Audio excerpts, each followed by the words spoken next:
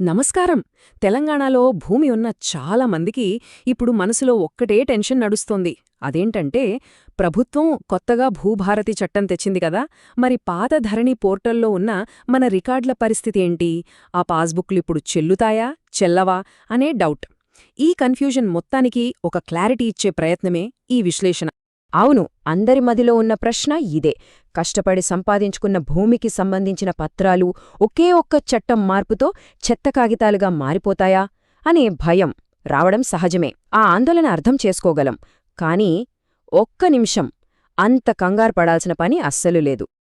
ఈ మొత్తం గందరగోళానికి సమాధానం మన హక్కులకి ఒక రక్షణ కవచం లాంటిది.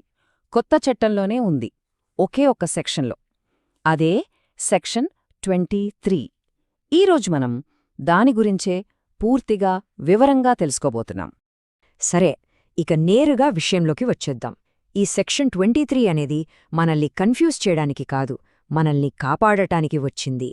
ఒక సేఫ్టీ షీల్డ్ లాంటిదన్నమాట. పాత రికార్డులకి ఈ కొత్త సిస్టంకి మధ్య ఇది ఒక బ్రిడ్జ్ లాగా పనిచేస్తుంది. చూడండి, ఈ సెక్షన్ 23లో 2 ముఖ్యమైన పనులున్నాయి. మొదటిది రిపీల్, అంటే రద్దు చేయడం. ఇది చాలా సింపుల్. పాత ధరణి చట్టాన్ని అధికారికంగా తీసేశారు. ఓకే, అది అయిపోయింది. కానీ ఇక్కడే ఉంది అసలు మ్యాజిక్. రెండోది సేవింగ్ క్లాజ్, అంటే కాపాడటం. దీనర్థమేంటంటే, ధరణి ఉన్నప్పుడు జరిగిన రిజిస్ట్రేషన్లు, మ్యూటేషన్లు, అంటే మన పేరు మీదకి భూమి మార్చుకోవటం, అప్పుడు మనకిచ్చిన పాస్బుక్కులు, ఇవన్నీ కూడా ఇప్పుడు చెల్లుతాయి. వాటికి పూర్తి వ్యాలిడిటీ ఉంటుంది. అంటే పాత చట్టాన్ని రద్దు చేసినా దాని కింద మనకొచ్చిన హక్కులను మాత్రం జాగ్రత్తగా కాపాడారన్నమాట. గ్రేట్ కదా. ఇంకా సింపుల్గా అర్థం కావాలంటే ఒక చిన్న ఉదాహరణ చూద్దాం.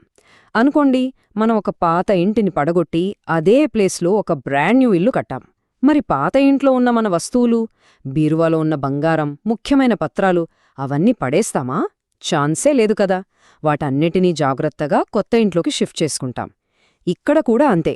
ధరణి అనేది ఆ పాత ఇల్లు, భూభారతి అనేది మనం కట్టుకున్న కొత్త ఇల్లు. మరి సెక్షన్ 23 ఏంటి? అదా, మన విలువైన భూమి రికార్డులని పాత ఇంట్లోంచి కొత్త ఇంట్లోకి సేఫ్గా తీసుకువచ్చే ఒక గ్యారంటీ అన్నమాట. సో దీని యొక్క సమస్యలా కాకుండా భూ యజమానులకు వచ్చిన ఒక అప్గ్రేడ్ లాగా చూడాలి. ఈ మార్పు మనల్ని భయపెట్టడానికి అస్సలు కాదు, మన చేతికి మరిన్ని పవర్స్ ఇవ్వడానికి వచ్చింది. ఒక్కసారి మనం వెనక్కి వెళ్లి చూస్తే క్లారిటీ వస్తుంది. 1971లో ఒక చట్టం ఉండేది. అది దాదాపు 50 ఏళ్లు నడిచింది. తరువాత 2020లో ధరణి వచ్చింది. కాని అది కేవలం 4 ఏళ్లే ఉంది. ఎందుకంటే అందులో ఒక పెద్ద ప్రాబ్లం ఉండేది. ఏంటంటే, రికార్డులో ఏదైనా తప్పు జరిగితే దాన్ని సరిదిద్దుకోవటానికి అపీల్ చేసుకునే ఆప్షనే లేదు. ఇప్పుడొచ్చిన ఈ కొత్త భూభారతీ చట్టం ముఖ్య ఉద్దేశమే ఆ పాత లోపాలను సరిదిద్దడం. ఈ టేబుల్ చూస్తే పాత సిస్టంకి కొత్త సిస్టంకి మధ్యున్న తేడా మనకు క్లియర్గా తెలిసిపోతుంది. ఫస్ట్ చూడండి, రికార్డుల విషయం. ధరణిలో అంతా డిజిటల్ మాత్రమే. కాని ఇప్పుడు డిజిటల్ రికార్డ్తో పాటు దానికి లింక్ అయిన కొరిలేషన్ రికార్డ్ అనొకటి ఉంటుంది. అంటే ఏంటి? మన కొత్త రికార్డ్కి పాత కాగితపు రికార్డులకి మధ్య ఒక లింక్ అన్నమాట. ఇక రెండోది, తప్పులు సరిదిద్దుకోవడం. ధరణిలో ఇది ఇంపాసిబుల్ అనే చెప్పాలి. కరెక్టర్ వరకే వెళ్ళాలి. కాని ఇప్పుడు తహసీల్దార్, ఆర్డీఓ ఇలా మనకి కింది స్థాయి నుంచే అపీల్ చేసుకునే ఛాన్స్ ఇచ్చారు. అంటే పవర్ అనేది డీసెంట్రలైజ్ అయ్యింది. ఇది చాలా చాలా పెద్ద మార్పు. సరే, చట్టం గురించైతే తెలుసుకున్నాం. మరిప్పుడు దీన్ని ప్రాక్టికల్గా ఎలా వాడుకోవాలి? మన హక్కుల్ని కాపాడుకోవడానికి మన చేతిలో ఉన్న టూల్స్ ఏంటి? వాటి గురించిప్పుడు చూద్దాం. ఉదాహరణకి, ఏదైనా పనిమీద ఆఫీస్ చెళ్లామనుకోండి. అక్కడొక అధికారి ఇలా అనొచ్చు, అదేంటండి, ధరణి పోయింది కదా, ఈ పాత పాస్బుక్ ఇక చెల్లదు, మళ్ళీ ఫస్ట్ నుంచి అప్లై చేసుకోండి అని చెప్పే అవకాశముంది. జాగ్రత్త, ఇది కేవలం వాళ్లు చెప్పే ఒక సాకు మాత్రమే. అలాంటి సిచ్యువేషన్ వచ్చినప్పుడు అస్సలు భయపడొద్దు. చాలా ధైర్యంగా ఇలా సమాధానం చెప్పాలి. ఫస్ట్ పాయింట్, సర్, కొత్త భూభారతి చట్టంలో సెక్షన్ 23 సబ్సెక్షన్ 2 ఉంది. దాని ప్రకారం మీరు కొత్త పాస్బుక్ ఇచ్చేంత వరకు నా పాత ధరణి పాస్బుక్కే చెల్లుబాటవుతుంది అని చెప్పాలి. రెండోది, చట్టప్రకారం వ్యాలిడ్ అయిన డాక్యుమెంట్ ఉన్నప్పుడు నా మ్యూటేషన్ ప్రాసెస్ని ఎందుకు ఆపుతున్నారు అని సూటిగా ప్రశ్నించాలి. ఇక మూడోది, ఈ డాక్యుమెంట్ ఆధారంగానే మీరు నా పనిని ముందుకు తీసుకెళ్లాలి అని డిమాండ్ చేయాలి. ఒకవేళ అధికారులు డేటా పోయింది, సాఫ్ట్వేర్ ఇంకా అప్డేట్ అవ్వలేదు లాంటి సాకులు చెప్పారనుకోండి, అప్పుడు మన దగ్గర ఒక బ్రహ్మాస్త్రం ఉంది. అదే సమాచార హక్కు చట్టం, సింపుల్గా చెప్పాలంటే ఆర్టీఐ. ఆర్టీఐ పెట్టడం అంటే అదేదో పెద్ద రాకెట్ సైన్స్ అనుకోవద్దు. ఇక్కడ చూపిస్తున్నట్టుగా చాలా సింపుల్, పాయింట్ టు పాయింట్ ప్రశ్నలడిగితే సరిపోతుంది. ఉదాహరణకు సెక్షన్ 23(2) ప్రకారం నా సర్వే నంబర్ డేటాని ధరణి నుంచి భూభారతికి ఎలా మార్చారు అని అడగండి. నా పాత పాస్బుక్ని కొత్త భూధార్కి లింక్ చేసి కొరిలేషన్ రికార్డ్ ఇవ్వండి అని అడగండి. నా ఫైల్ పెండింగ్లో ఉంది, అది ఇప్పుడు ఏ ఆఫీసర్ దగ్గర ఉంది అని అడగండి. ఇలా అడిగితే వాళ్లే సమాధానం చెప్పాలి.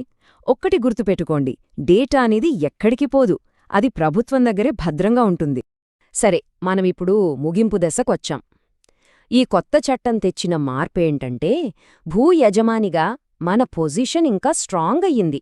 ఎలా అంటారా? ఎందుకంటే ఇప్పుడు మనకి చట్టం గురించి తెలిసింది. నాలెడ్జే కదా అసలైన పవర్. చట్టం మనకు అండగా ఉంది అని చెప్పడానికి ఇవే సాక్ష్యాలు. సెక్షన్ 23 ఏం చెబుతోందంటే, ఎవరైనా అధికారి రికార్డులను తారుమారు చేస్తే ఉద్యోగం నుంచి తీసేస్తారు.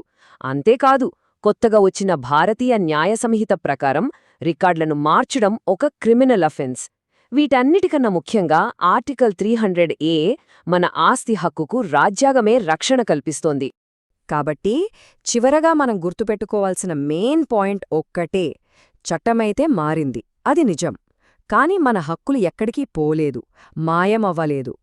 నిజం చెప్పాలంటే సరైన సమాచారం మన దగ్గర ఉంటే మన హక్కులు ఇప్పుడు ఇంకా బలంగా మారాయి. చివరిగా ఈ ఒక్క మాట, చట్టం గురించి తెలిస్తే ఏ అధికారి ముందు తల వంచాల్సిన పనిలేదు. మన హక్కులని మనమే ధైర్యంగా కాపాడుకోగలం. ఎందుకంటే చట్టం తెలిస్తే రైతు రాజవుతాడు.